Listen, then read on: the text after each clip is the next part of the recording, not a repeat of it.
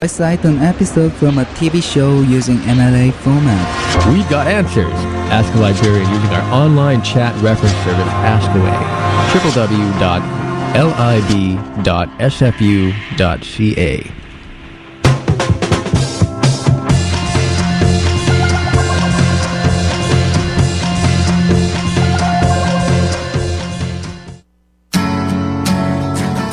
Introducing SFPIRG Free Coffee Tuesdays. Free coffee and tea too every Tuesday in the SFPIRG Lounge, room TC326 in the Rotunda. The coffee is organic and direct fair trade. Bring your own mug. A great opportunity to come by, hang out, and get to know a bit more about SFPIRG.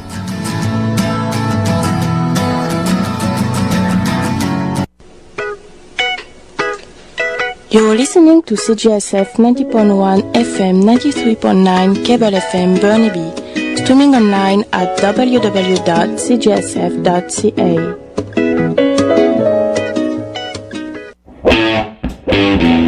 The CBC and Canada Council for the Arts are having a writing contest. If you have an original piece of writing and would like to share it, then go to the website. Prizes are for nonfiction, poetry, and short stories. Go to cbc.ca/Canada Rights for rules and regulations. Enjoy the writing and good luck to all.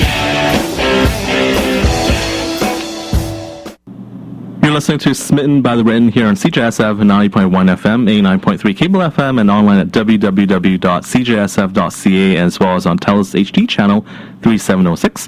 We have on our program today Adrian Brijbassi, who is the editor of Vacay.ca, a publication that deals with Canadian destinations and culture. Adrian is also a writer as well as a travel journalist, and we're happy to have him back on our program today. So, Adrian, welcome back. How are you? Thanks, Katie. Good. I'm doing well. Perfect. And, Adrian, it's a perfect time to be a sports fan right now. You know, baseball season has just started, the hockey playoffs have begun, and the basketball playoffs are about to begin shortly. So, you know, I'm a big sports fan. I believe you're a big sports fan as well. This being commercial radio. Yeah. Actually, I shouldn't have cut you off there. What were you going to say? Oh yeah, and you also had just the Masters finished up. And right. I'm not that much of a golf fan, but I'm sure that there are others like yourself who follow the Masters. So yeah, it was just wrapped up fairly recently. So that's terrific. I was going to say though, this being commercial radio, though, we're going to talk about all of that off the air during the commercial break. But meanwhile, on this show, we're more interested in sports writing in terms of sports journalism as well as sports fiction. So, Adrian, what can you tell us about sports journalism first of all? Well, sports journalism, it's pretty much an amalgamation of all the other forms of writing. When you're as a reporter, there's a lot of business involved in it. You've got to know numbers, especially in the salary cap era, which we're in the midst of right now. You've got to keep on top of contracts and what the situation is of coaches as well as general managers. Lots of news coverage, obviously, of not just the results, but any kind of great activities that might be happening, any kind of rumors that are always swirling around major league teams in any sport. And also, you need to be a good, solid creative writer, because, or at least a narrative writer, because the sports involves more description than pretty much any other form of journalism. On a regular basis, anyway. So it's one of those things that involves a lot of craftsmanship in terms of writing, and it's not just going to the games and writing some nice things about the plays. It's a lot more involved than that, and I think a lot more rigorous than a lot of people realize.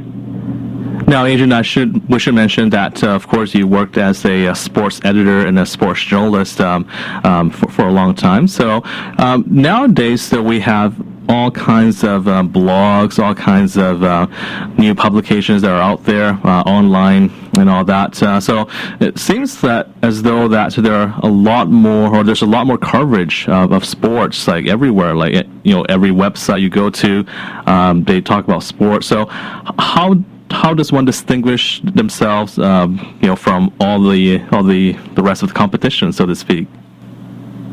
Yeah, it's the fragmentation in the media is incredible these days in every subject area, and like you said, especially in sports. And one way to distinguish yourself is, first of all, be very credible in what you're saying. Source your material, and most of all, though, is you've got to be able to understand things that don't have to do with writing so much, but the SEO language, how to get your SEO terminology and keywords, and how to be able to get that search engine optimization, and how to be able to get those articles that you write prominently spotlighted within search engines, which is how more and more people are discovering their news. Humor, especially, is a very big draw on the internet, and I think that's what you see with a lot of blogs that have had success, is that they intersperse humor there as often as they can. The online universe has really kind of changed things. Video is it has nothing to do with writing so much, but it's becoming a bigger and bigger element that's needed to drive web traffic. So you got to be much more than just a writer when you're talking about having an online publication. You really need to be a multi-platform content creator, and that can take some time, and it's difficult to be successful in it for sure. Yeah. You just touched on the fact that video is used often in a lot of these sports-related articles, and yeah, you're right, because I do notice that a lot of articles that pop up these days, they contain videos, and that's actually what draws a lot of the hits, or a lot of the viewers, so to speak, to that website or to that article. So because it's very important to post video as well as doing the writing as well. Now, Adrian, how did you get started in your sports writing career? Yeah, I guess kind of odd. I guess I'm old school now to think about it, but I always wanted to be a writer first of all, and then I was so passionate about sports, it just seemed like a natural fit to be a sports writer. This was when I was growing up in the Ontario area back in the 80s and early 90s, and I went to journalism school in Toronto at Ryerson University, and got my degree there. Got a couple of jobs at newspapers covering sports for junior hockey and other sports, and then I ended up in New York at New York Newsday, which is one of those big bad New York tabloids, and covering. I was covering hockey there, and then became an editor full time, and that's kind of how I got my start, and then ended up in Vancouver briefly as the deputy sports editor there, and was at the Toronto Star for a while, which is when I kind of transitioned into the travel writing. But I still, keep up with sports, and still follow it very closely, and still a passion. Okay. Well, I mean, you mentioned, being old school, but I guess one thing that you mentioned right there was how you started out in a junior, covering junior hockey. So that's basically how a lot of sports writers get started. They cover community events and work their way up, so to speak. So that would be something that an aspiring sports writer probably could look at, is covering amateur sports to begin with, and building your portfolio or resume, and put your name out there, so to speak. Yeah, absolutely. And the most important thing to remember is that it doesn't matter what the level is of the team that you're covering. It's the quality of the story that you write. So you can always get good stories no matter where you are and or what event you're at. It's the human interest element of journalism is what really drives a good article, and what drives viewership and readership. So you really want to hone in on that. And we've got some wonderful articles about amateur athletes in this country, and anywhere else too. Sometimes those are the best articles because you have much more access to the people you're writing about than you might at the professional level. Now, Adrian, you just touched on something very important as well, as about the human element in terms of how readers might be interested in knowing about how a young athlete struggles to make it to where he or she is, more so than just strictly numbers all the time, because readers might not be interested all the time in just reading about statistics and numbers, but they're more interested in the human element about how this athlete overcame certain obstacles to become a star athlete in his or her high school or whichever level he or she is playing at. So that's I guess that's a very important element as well. So that's good stuff. Now I'm going to ask you this though.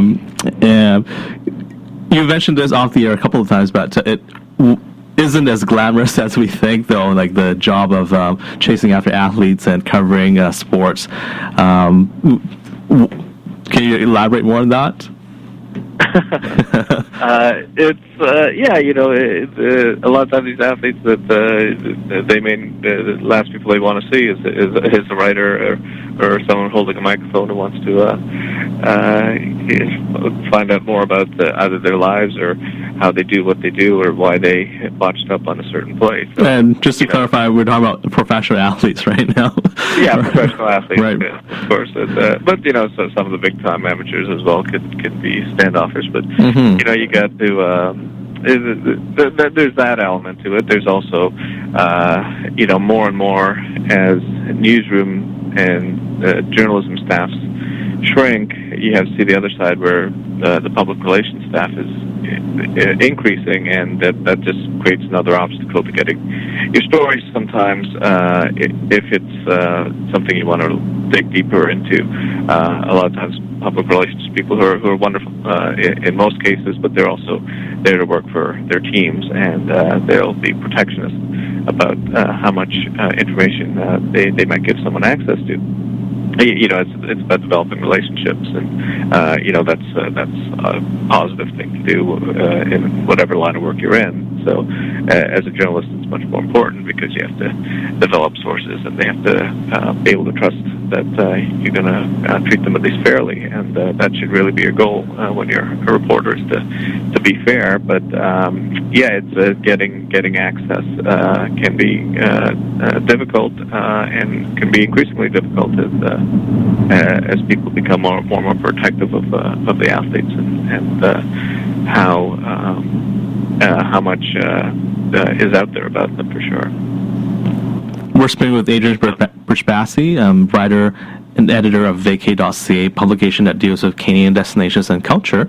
So if I were to ask you, just a very general question, Adrian, how does one break into a career as a sports journalist? So what would be some of the things that you would tell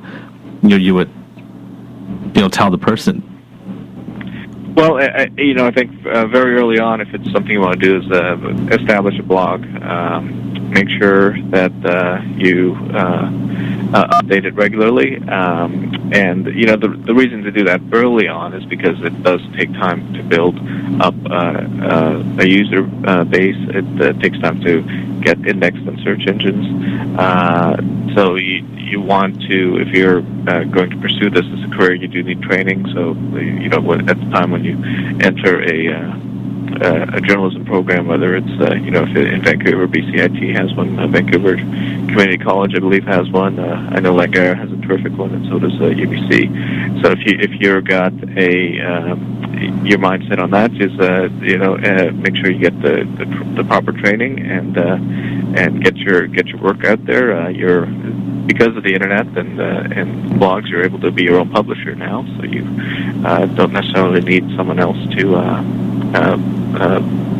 okay before you publish, but make sure you have all the right skills. You have news judgment. First of all, you understand language and how to use it effectively, and you continue to aspire to be the best possible writer you can achieve to be. And it's after that, after you've got all the training and the skills, it's a lot of it's knocking on doors, getting trying to get some articles published in community newspapers or on community-focused websites, and then trying to gauge where you are in terms of the industry. You know, meet people who are professionals and continue to try and get your work out there. It's very difficult to get a paid job in journalism these days because you know, the CBC announced cuts just a day or two ago, and other outlets have been cutting back. But there are other opportunities out there that will be coming along as I think as we continue this transformation of from mass media towards something a little bit more local focused. Okay, so a couple of key things there would be, you know, you got to work hard, got to, you know, start blogging and do so fairly regularly to kind of build up like a viewership or, you know, a fan base, so to speak, and make sure you get the proper training, you know, through college or university programs that can help you to get the knowledge that you need to, you know, do this, you know, well. So, you know, a couple of good pieces of advice there. So, you know, it's not all glamorous. You know, if you're passionate about getting into sports writing, you got to put in all the hard work and, you know, as you mentioned, build relationships, you know, after you put your name out there. And it's, yeah, it's not easy, obviously, but if something that someone's really keen on doing, then that's, you know, that would be a proper way to get started. So thank you for that. And I guess any more comments about sports journalism before we move on to sports fiction, Adrian? Oh, you know, just that it is changing so much. You know, I think you mentioned the statistics, and the statistics are available, you know, 24/7 instantly on iPhone apps and wherever you can find them. So, you know, at one point those were very important in articles, but you know, I think the best sports stories anymore are those ones that are concerned about the athletes and how they overcome what they need to get to that level, and how they, in some cases, how they are able to be as good as they are. And two, I think there's a real shift as well about the health concerns, especially in hockey, and how much emphasis we put on young people and to be involved in these games. So that's one area that I think anyone who wants to break into the sports writing industry can kind of focus on, and probably have a niche is focusing on the health concerns with athletics. Good stuff. All right, so why don't we switch gears now, Adrian, to sports fiction? You know, because sports can add an element, you know, in all kinds of fiction. And I mean, as mentioned at the top, you and I both love sports. So, yeah, tell us a bit about sports fiction in terms of writing. Well, the great thing about sports is that it inherently has a lot of the elements of great storytelling in it. There's conflict, which is, you know, especially important in storytelling, and then there's you've got character development, you've got action that's inherent in sports. You've got as well the opportunity of movement, you know, whether you're talking about not just the action of a play, but the movement of a team from place to place. And, you know, Bernard Malvin's The Natural, which won a Pulitzer, but I think it's 40 years ago now, and that was the movie with Robert Redford in '84, and that opens on a train with Roy Hobbs going trying out with the different teams and getting a shot in one of the smaller leagues where they're train traveling. So it's and those stories, that element of it also presents good storytelling. He's on the train in the opening scene, reflecting on his childhood and his first days holding a baseball, and it's one of those opportunities for metaphor that you're always looking for as a writer. Okay, so you're talking about The Natural, which is, you know, very well-known, you know, piece of fiction as it was made into a movie. And you mentioned also conflict, you know, being important in such a story. So we're talking about conflict between what kind of characters? Would it be between, like, you know, the player and the opposing member, or opposing player on the opposing team, player with his teammates, player with his coaches or parents, or what kind of conflict works best, or is there even a rule, a guideline? No, I mean there's all of that. I mean, obviously you're going to have the conflict if it's a sport where you're going head to head with someone. There's that whoever the opposing person is going to be a villain or someone who's antithetical to the protagonist of the story. But some of the best storytelling can be the conflict that goes on within an own organization. Just because I can't think of anything else off the top of my head. My own book, with 50 Mission Cap, there was one scene where the two teammates end up fighting on the ice while the play is going on, and the referees aren't quite sure what to do in that situation, and that's in a hockey scene. So I think that's one where the humor kind of potential comes out in it when you have internal strife sometimes. But sports is also very much the conflict of the individual with himself, and if you think of the boxing and some of the great stories of that, about how do you continue going, how do you continue hitting another individual and having that mentality. That's another element that allows for irony too, which is another thing you're looking for in storytelling. Okay, and now, since sports fiction books are geared toward a specific audience, typically not a general audience, it means that more planning will need to be involved to make the novel work. So you got to probably know a little bit about the sports that you are writing about, and how do you gain that kind of knowledge to make your story sound legit? Well, that's where being someone who's a sports reporter really helps, because you do get that internal insight of the operations that you need to get the details correct. A lot of times you can ask the teams to tell them what you're doing, consult the public relations department, and tell them you're doing some research on a novel or a short story that's sports related, and you can find out some of the things that they're doing related to your piece.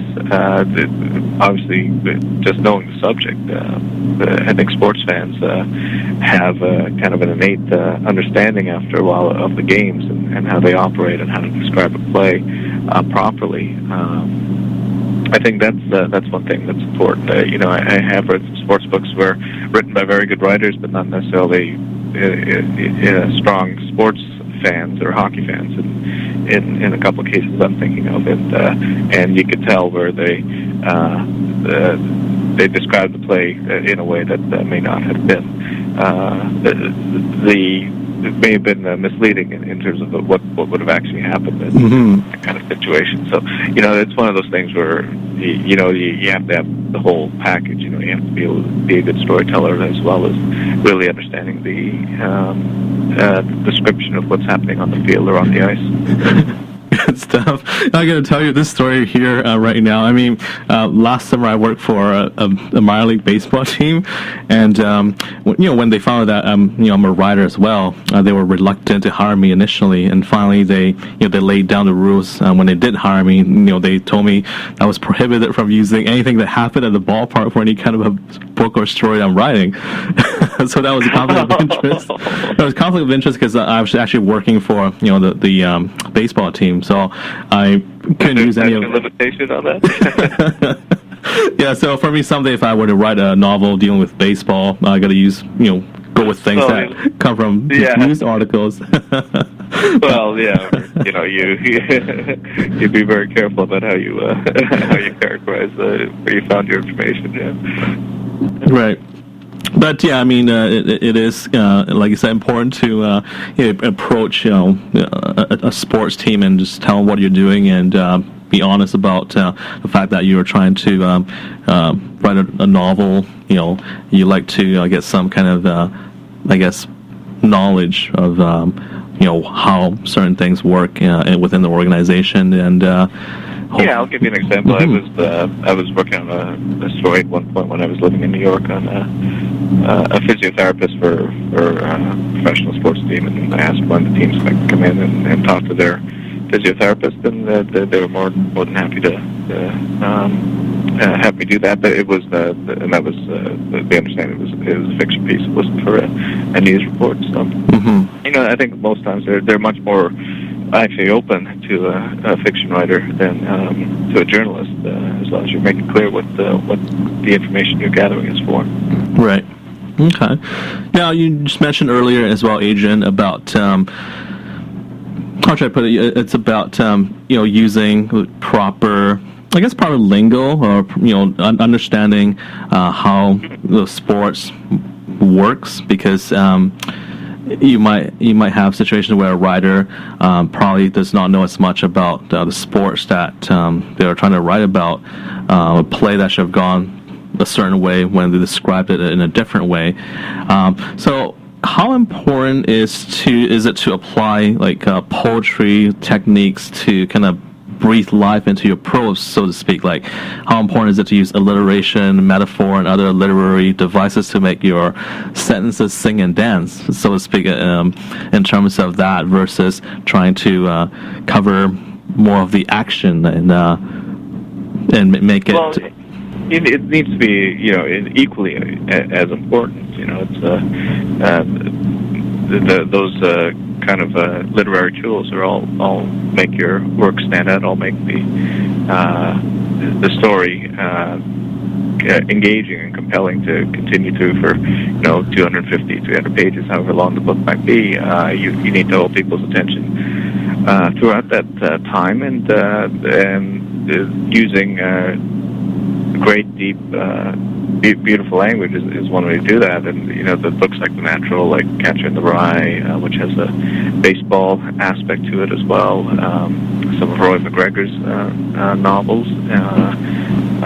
David Adams Richards, he's written a great Canadian writer. He's written a hockey book or two. So all of those. It's very important to be able to be a very good writer, as well as someone who understands the game. You might have a terrific story about what goes on in the sports vein, but you have to be able to get that out in a way that's one, entertaining as well as accurate. So you got to be basically a jack of all trades, so to speak. Get I think it's just you have to be a very good writer. Right. What topic if we're talking about writing murder mysteries or police novels, you need to understand the subject first, but then you need to understand the language and how to use it more than anything else. Okay. We're speaking with Adrian Brijbassi here on CJSF 90.1 FM on Smitten by the Written. And Adrian, of course, is the editor of Vacay.ca, a publication that deals with Canadian destinations and culture, and is also a writer. So, Adrian, I would like to ask you about a couple of things here. Last time when we chatted, we were talking about point of view, and now for sports fiction, is a story best told in the first person or third person? Well, it depends on the story, of course. My novel was 50 Mishkap. That was written in first person. The Natural was written in third person. I think it depends on the piece and what you're trying to convey. But sometimes I would think third person might. If you're not sure which way to go, I might think third person, only because it allows you to go from player to player, and if you might want those different perspectives while you're talking about all the action that goes on in a field or in a play. Like, you might want the goalie's perspective if you're talking about the big game, and you might want the coach's perspective, and you might be able to get around that using first person as well, but it's not as easy to do, or it can be a little clumsy, or potentially, if you do it that way. Okay, fact or fiction then. Let's say if you're not sure whether to use first or third person in your sports novel, write a few pages in each narrative style to see which one works best and go from there. Yeah, I think